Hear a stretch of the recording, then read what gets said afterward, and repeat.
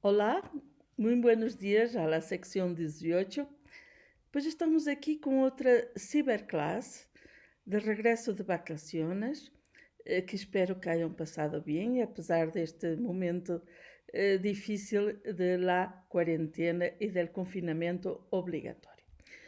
Vamos a continuar con la revisión de la unidad temática referente al derecho de obligaciones en derecho romano.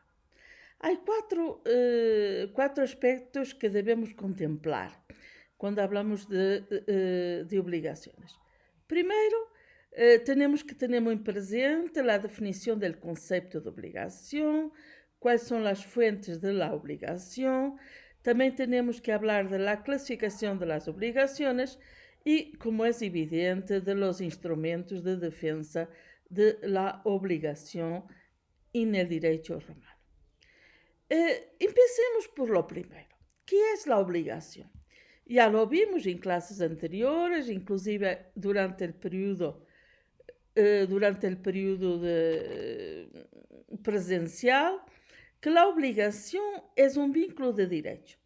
En latín jurídico, un vínculo iuris, por el cual una o varias personas determinadas estão obrigadas a dar, a hacer ou não hacer algo respeito de outra ou outras pessoas em virtude de um contrato, de um quasi-contrato, de um delito ou de um quasi-delito ou de la lei. Desde Gaio temos muito presente a existência de quatro fuentes de las obligaciones. Pero ¿qué es una fuente? Bueno, las obligaciones, tal como cualquier otra estipulación de derecho, deben tener una causa inmediata y eficiente. Por eso los tratadistas, antigos y modernos, en particular nosotros siempre citamos como fuente directa a Gaio, así como las legislaciones civiles positivas, hablan de las fuentes de las obligaciones, es decir, de las causas inmediatas, causae obligationem, de donde ellas surgen.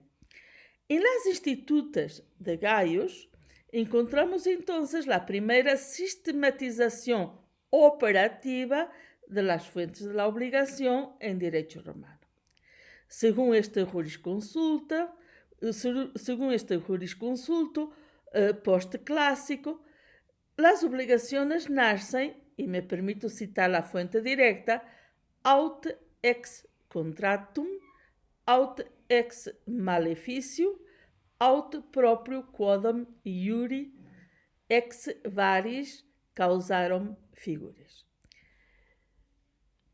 O sea, según que las obligaciones nazcan de una o otra fuente de las anteriormente enumeradas, se les denomina entonces contractuales, casi contractuales, delictuales ou quasi delictuales.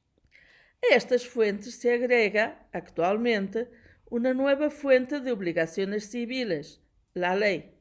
Se dice que la obligación nace de la ley cuando, sin tener su origen en un contrato o en un quasi-contrato, delito o casi delito, es la ley la que de manera directa o inmediata la impone a cargo de ciertas personas y a favor de otras.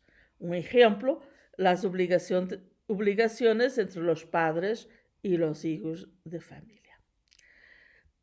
Tenemos entonces que todos aquellos hechos susceptibles de ser origen del vínculo obligacional o de derechos personales, entendiéndose por tales los que se constituyen entre un sujeto activo y uno pasivo obligado al cumplimiento de una prestación. Entiende-se entonces que una persona parece vinculada a otra teniendo que cumplir hacia ella una prestación y esa persona puede exigírsela legalmente. Hablar de fuentes de obligaciones tiene un sentido puramente instrumental y descriptivo. de cuáles son las circunstancias, los hechos o los actos que sirven de fundamento genético de las obligaciones en sentido técnico. Así siendo, la expresión fuentes de obligaciones en sentido figurado desempeña un papel sistematizado del origen de la emergencia del vínculo iuris de las distintas obligaciones. Los romanos, que eran gente muy pragmática, les encantaba la clasificación. A nosotros también, de hecho. Así que tenemos que hablar de la clasificación de las obligaciones. En derecho romano se admiten diversas clasificaciones que podemos sistematizar em diversos puntos. Primeiro, obrigações civis e naturais. Segundo, civis e pretórias. Terceiro, divisíveis e indivisíveis. Quarto, determinadas e indeterminadas. 5. Conjuntas e solidárias. Sexto, de direito estricto e de buena fé. Sétimo, positivas e negativas. Octavo, principales e acessórias. E, finalmente, noveno, puras ou simples e sujeitas a modalidades. Em estes diversos níveis de classificação, temos que considerar, 1. Que as obrigações civis são exclusivas del quirite, del civis, ou seja, del cidadano. São aquelas que dão acção para exigir seu cumprimento. 2. Que as obrigações naturais são aquelas que não dão acção para exigir seu cumprimento, pero que, uma vez cumpridas, dão direito para retener lo que se ha dado o pagado en virtude de ellos. Y el derecho pretorio va, digamos así, trabajar muy de cerca esta cuestión. Pero atención, no hay que confundir la obligación natural con el puro deber moral. La obligación natural puede entonces compensarse, novarse, caucionar-se. A obrigação natural aparece referida, já que temos que trabalhar sempre fuentes originales do direito, em las Institutas de Justiniano, ou seja, nessa magna obra que hace parte del Corpus Iuris Civilis, regulando las que existen entre los padres y los hijos de familia, las personas sometidas a una misma potestad, las obligaciones que contraía el esclavo por el amo, etcétera, etcétera, etcétera. Se relaciona entonces con la extinción por la prescripción. En el derecho romano, las obligaciones civiles reconocidas en el ius civile eran imprescriptibles y las pretorias, criadas por el derecho pretorio, eran prescriptibles. Con el corpus iuris civilis, todas las obligaciones se hicieron descriptibles. O sea, tenemos que siempre hacer un estudio en base a una evolución doctrinal y pragmática del derecho de las obligaciones a lo largo de los diversos siglos de la existencia de Roma. Pero, ¿qué es la prescripción de que tanto hemos estado hablando? La prescripción extintiva era una institución propia del ius gentium y desconocida, atención, neste punto, por el derecho civil romano. Existe um outro conceito, um outro elemento que também temos que ter presente, que temos que conhecer, que é a questão da divisibilidade. A divisibilidade nasce do objeto da obrigação, é decir, de lo que se deve dar, hacer ou não hacer. y según el objeto sea divisible o indivisible, la obligación será divisible o indivisible. Pero la cuestión solo tiene importancia cuando los acreedores son varios o cuando lo son también los deudores. A este respecto hay que tener en cuenta los siguientes elementos. 1. La obligación indivisible se caracteriza por la facultad que tiene el acreedor para exigir todo de una sola persona, lo cual ocurre cuando el objeto no puede dividirse. Un ejemplo. Primos, secundos y tercios se constituyen deudores de Paulos por un caballo. Se le exige el cumplimiento de la obligación al que los deudores tengan el caballo. Si éste muere, se le exigirá el cumplimiento al heredero que tenga el caballo debido. Esta es una indivisibilidad física proveniente del objeto, en este caso, la entrega del caballo. Pero, en cambio, es naturalmente divisible la obligación de pagar una suma de dinero. La invisibilidad no solo puede ser física, sino que también puede ser intelectual, como cuando se refiere a ciertos derechos que, por su propia naturaleza, requieren que no se dividan.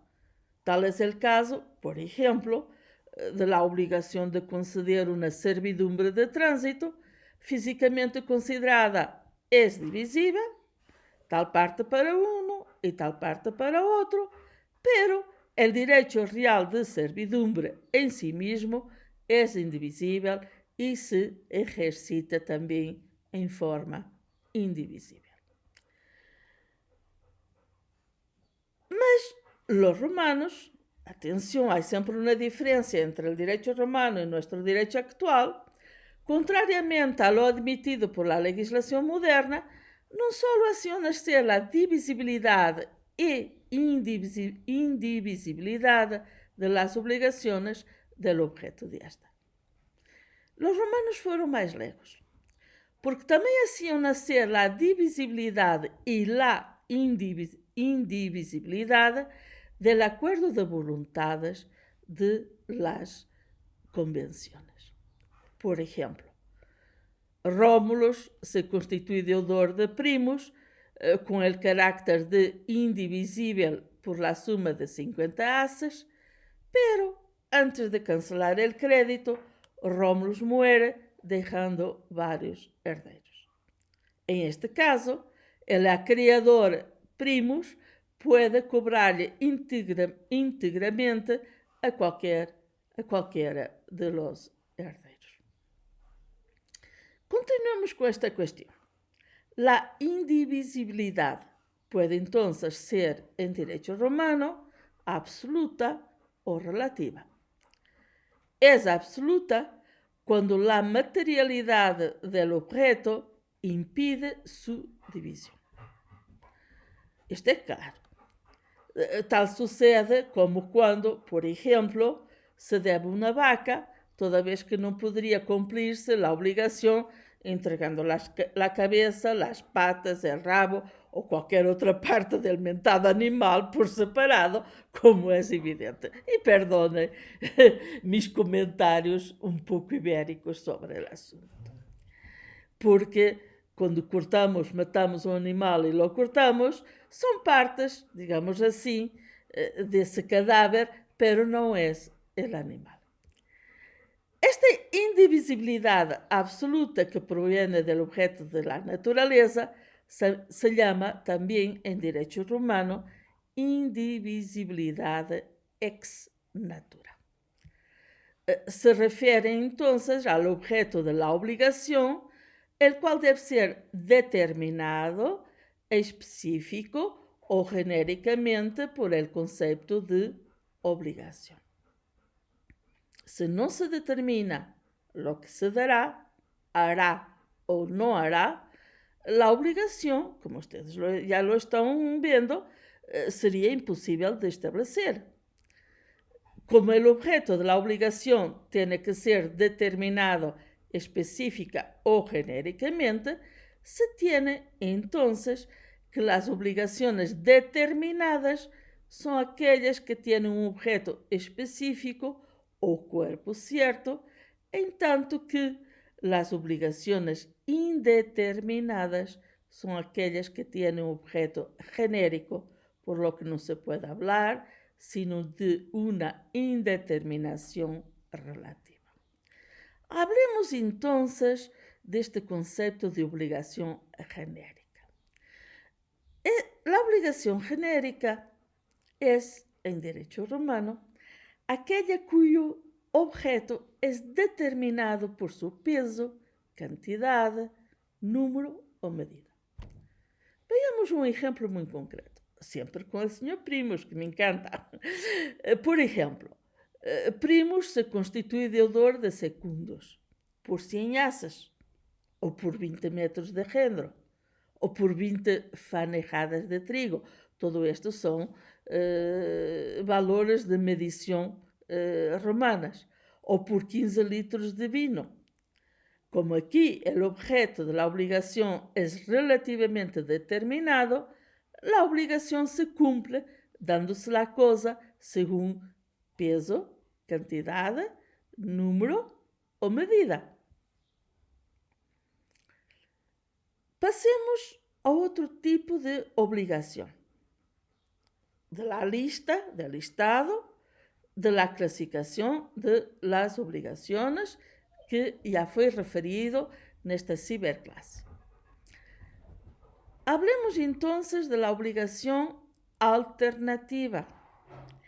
La obligación alternativa es aquella que tiene un objeto alternativo, es decir, que puede reemplazarse por otro.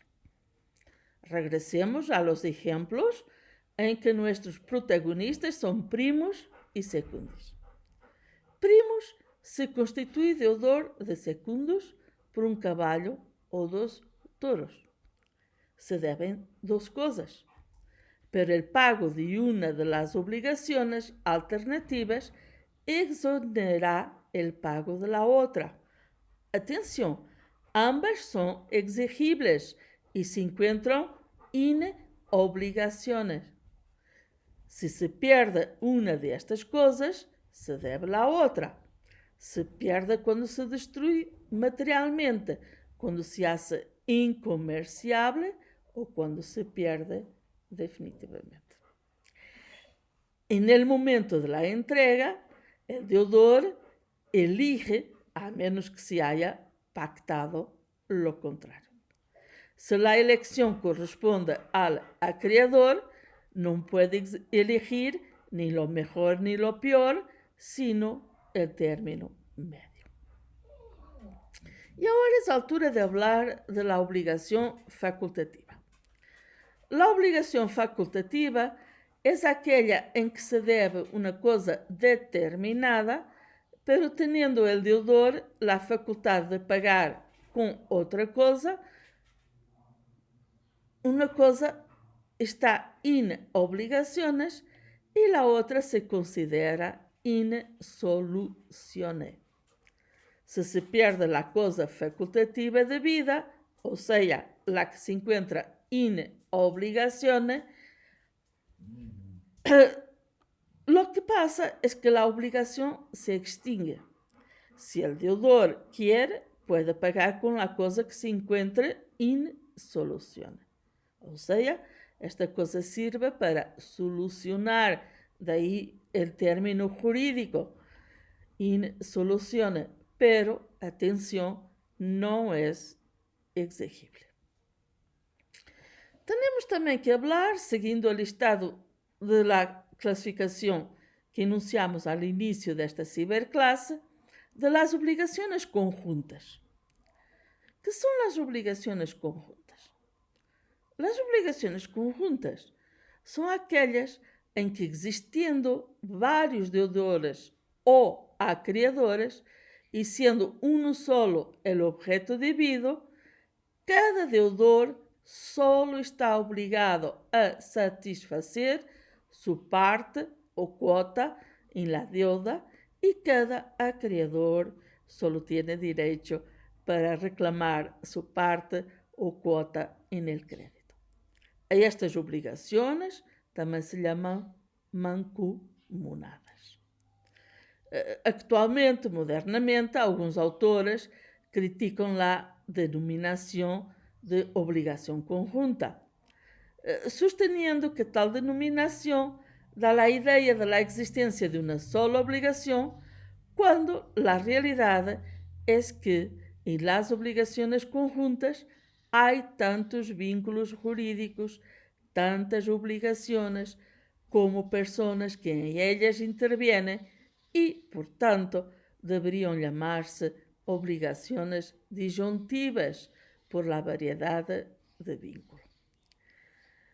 Se oponen a las obligaciones conjuntas o mancomunadas las llamadas obligaciones solidarias. La solidaridad es un modo especial de ser de las obligaciones en derecho romano, que a veces se opone a la división del crédito, ora a la división de la deuda. En el primer caso, la solidaridad es activa, porque existe entre acreedores, el sujeto activo. Y en el segundo, la solidaridad es pasiva, porque existe entre deudores, o sea, entre el sujeto pasivo de la obligación. Las obligaciones solidarias, in solidum, ocurren cuando de un mismo hecho o acto jurídico surge la obligación a cargo o en beneficio de varias personas, con el efecto de que, aun siendo divisible el objeto de la prestación, esta puede ser reclamada por cada uno